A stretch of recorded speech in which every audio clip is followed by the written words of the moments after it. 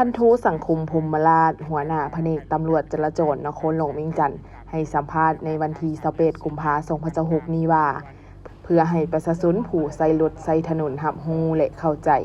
เกี่ยวกับการปรับเปลี่ยนทิศทางการสัญจรในตัวเมืองนครหลวงเวียงจันทน์เพื่อเฮ็ดให้การปรับเปลี่ยนทิศทางการสัญจรดำเนินไปตามแผนการที่วางไว้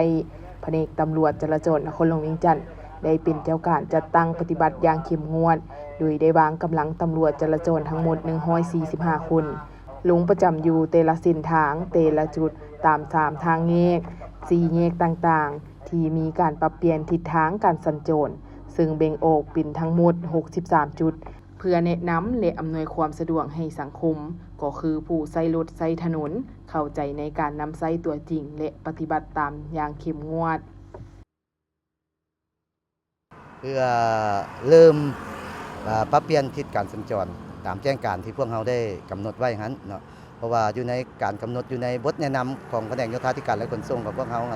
การปรับเปลี่ยนทิศทางการสัญจรของพวกเรามี9เส้นทางโดยเฉพาะเป็นเส้นทางที่พวกเรายืนอยู่นี่แหละเป็นเส้นทางดอนจันทน์นี้ในเมื่อก่อนแหละพวกเราเป็นทิศทางเดียวเดี๋ยวนี้แหละพวกเราจะได้ปรับเป็น2ทิศทางถือว่าสามารถขึ้นลงได้และอีกตัวนึงละเส้นทางถนนฟ้างงุมเนาะเมื่อก่อนนี่เป็นเส้นทางขึ้นเดี๋ยวปัจจุบันนี้พวกเราจะปรับให้เป็นเส้นทางขาลงเนาะแล้วก็อีกเส้นทางอื่นๆเนาะตามที่พวกเราได้กำหนดไว้ในแจ้งการของพวกเราก็อยากเสนอแล้วก็อยากเรียกร้องถึงพ่อแม่ประชาชนแล้วก็บรรดาสื่อมวลชนทุกสำนักอะไรเนาะช่วยพวกเราในการโฆษณาในการปรับเปลี่ยนทิศการสัญจรนี่ให้พวกเราปฏิบัติได้อย่างมีประสิทธิผลอย่างสูงเนาะเพื่อหลีกเลี่ยงอุบัติเหตุต่างๆที่จะเกิดขึ้นตามการปรับเปลี่ยนทิศทางการสัญจรนี้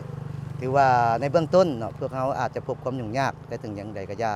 พวกเราก็จะขอสื่อมวลชนเนาะเจ้าหน้าที่ทุกภาคส่วนช่วยโฆษณาช่วยเป็นกระบอกเสียงของพวกเราในการปรับเปลี่ยนนี่ให้มันได้สำเร็จเป็นอย่างดีนั่นแหละมื้อนี้ตำรวจจราจรพวกข้าพเจ้าแม่นได้มีการวางแผนเอากำลังตำรวจจราจรจำนวน145สหายแล้วก็ให้ลงไปประจำการอยู่ตามสายทางอยู่ตามจุดอยู่ตามทาง3แยก4แยกต่างๆจำนวน63จุดเพื่อเฮ็ดหน้าที่ให้คำแนะนำแก่ผู้ใช้รถใช้ถนนแล้วก็แนะนำให้นักขับขี่ต้องปฏิบัติตามประกาศแจ้งการเกี่ยวกับการเปลี่ยนทิศทางการสัญจรนี่อย่างเข้มงวดเนาะและก็สำหรับมาตรการการปรับไหมที่จะนำใช้ต่อนักขับขี่นั้นอันนี้พวกเขาก็จะบ่ได้นำใช้เถื่อเนาะคาดว่าประมาณจัก2หรือว่า3เดือนข้างหน้าพุ่นพวกข้าพเจ้าจะได้เน้นนักเรื่องการให้คำแนะนำและก็กล่าวเตือนสำหรับผู้ละเมิดหันไปก่อนเนาะเพราะว่าเรื่องนี้เป็นเรื่องใหม่สำหรับพวกเขาหลายคนพอผ่านมาพวกเขาลึ่งคุ้นเคยกับการนำใช้เส้นทางแบบเก่าแต่ว่ามาฮอดปัจจุบันนี้หลายท่านเนาะผ่านการติดตามเบิ่งตั้งแต่5 โมงเช้ามาจนฮอดปัจจุบันนี้เวลา8 โมงครึ่งนี่เห็นว่าทุกอย่างเป็นไปตามแผนที่ได้กำหนดไว้มีนักขับขี่จำนวนน้อยหนึ่งเท่านั้นที่ยังบ่ได้รับรู้เนาะแล้วก็ได้สอบถามตำรวจจราจรที่ประจำอยู่ตามจุดต่างๆนั้นแล้วก็ปฏิบัติตาม